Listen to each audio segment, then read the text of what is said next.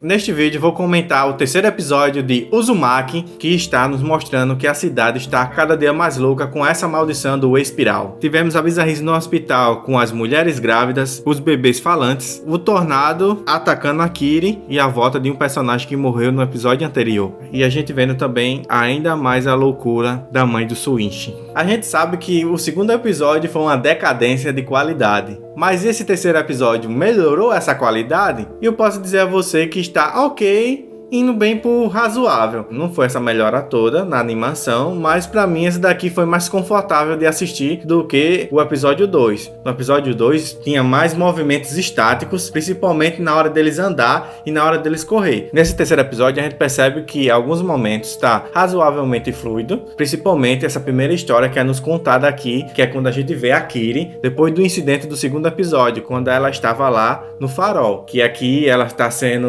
hospitalizada, cuidando das queimaduras. E uma coisa que fiquei pensando o episódio todinho é por que o irmão dela também não está no meio. Só ela se feriu, porque também foi pegada ali no meio daquela fumaça o irmão dela e outros colegas do irmão dela que estavam ali junto, e não só ela. E uma coisa que me incomodou bastante nesse caso é que não teve uma resolução do que ela viu lá e a conversa com seu namorado e todas as coisas que estão acontecendo aqui, deles tentar mais ou menos entender o que está acontecendo e o que eles podem fazer para que isso não aconteça com ele. E eu vi na internet que nas obras do Jujutsu ele não explica toda essa movimentação dessa maldição e das coisas bizarras que vão acontecendo nas histórias dele, mas pelo menos os personagens aqui tinham que ter uma motivação para pelo menos conversar sobre isso. Eles veem que as coisas estão ali acontecendo de errado, mas eles não tentam agir de alguma forma, eles só estão reagindo àquilo. E também uma coisa que eu já falei num vídeo anterior é: a partir do momento que eles estão vendo essas bizarrices, que isso daqui está aumentando e cada dia ficando pior, porque eles não tentam sair de lá? Ou é algo como um imã que sempre está agarrando ele para lá e eles não têm essa vontade de sair de lá? Pode ser isso também, mas não é bem explicado sobre isso. E também eu acho que não vai ser explicado, já que aqui as coisas estão acontecendo uma atrás da outra. As bizarrices que acontecem é bom de se ver, mas não tem peso sobre a conclusão daquilo que eles estão vendo, e é o que me incomoda bastante, como o acontecimento deles ver os corpos queimados ali, deles conversar com outras pessoas,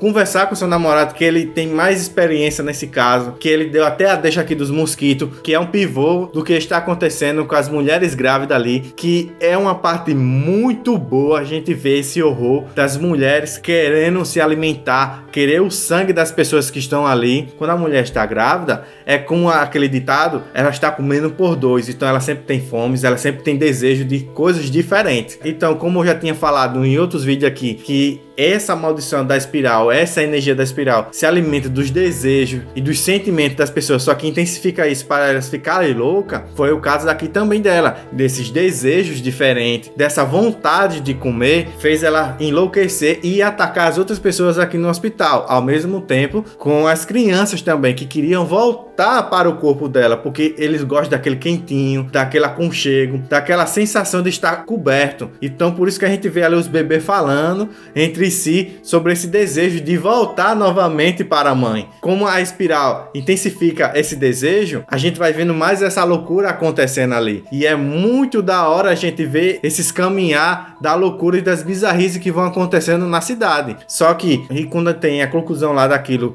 que realmente está acontecendo, e a gente vê ela num embate junto com várias outras mulheres grávidas, ela nem para um pouco para conversar com o Suichi, porque isso está acontecendo, o que eles poderiam fazer de diferente. Eles não têm bem essa conversa entre eles, mas a gente tem que conviver com isso aqui e se apegar aos momentos que são legais, que é os momentos da bizarrice. E uma das bizarrices que eu achei interessante é o tornado acontecendo na cidade, que eu acho que tem uma ligação com aquele mini tornado que aconteceu no primeiro episódio, que ficou rondando a cidade todinha, só que aqui é maior e está buscando ela, e a cada episódio a gente percebe que ela está sendo o centro disso tudo. todo, que essa espiral tá querendo ela, já que da última vez atingiu ela, mas não conseguiu deixar ela louca. Ele está muito com esse desejo de pegar o que ela sente para expandir e deixar ela louca. E aí fica aquela questão, eles vão aumentar ainda mais esse desejo de acontecer bizarrice até o momento que ela fique louca, já que eles não estão conseguindo pegar o desejo e o sentimento mais profundo dela para ela se tornar, então eles estão pegando as pessoas por fora para ela se tornar louca. Mesma coisa com o namorado, que a gente vê que ele está vendo tudo isso, ele está percebendo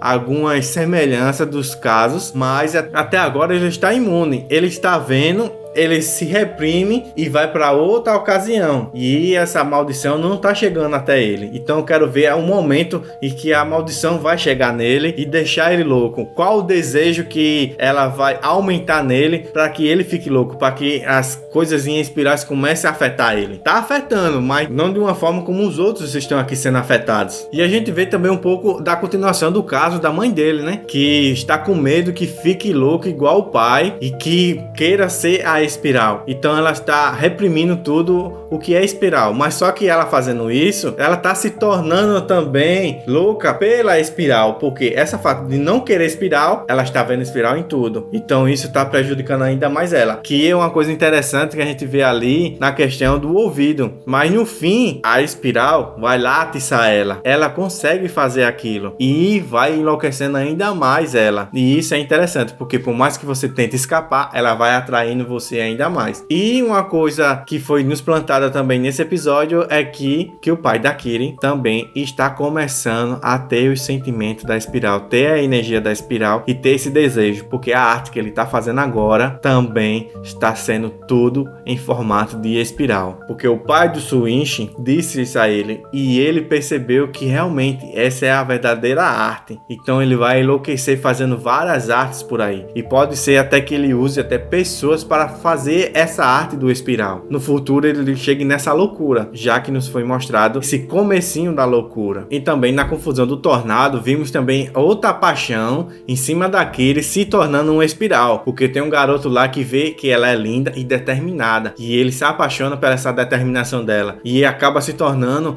vários espinhos lá em Redemoinho, que acaba sendo morto pelo o tornado. Mas volta a outra paixão dela, que a gente viu que morreu, mas ressuscitou aqui, e a gente vê que tem molas de carro dentro dele. Que loucura é essa? Eles estão trazendo até pessoas que já morreram para intensificar ainda mais essa maldição do espiral, essa sensação do espiral, esse sentimento todo aí. Eu achei bem interessante que nem na morte eles têm mais paz, sempre vão estar tentando resgatar aquilo ali, aquela sensação. Então esse episódio de um acontecimento atrás do outro, foi interessante a gente ver isso, a evolução de que a cidade está cada dia mais envolto desse espiral, as bizarrices acontecendo, as bizarrices bem legais, com um teor gráfico que foi até aceitável aqui nesse episódio, como eu já tinha falado, principalmente a parte do hospital, a gente vê a loucura dela lá sugando o sangue das pessoas, mesmo pecando na conclusão que a gente não vê as pessoas questionando tudo isso, nem conversando sobre isso, mas sim só reagindo às coisas acontecendo ali. Esse terceiro episódio, para mim, teve um saldo positivo na questão do horror e nos deixando curioso para o que vai acontecer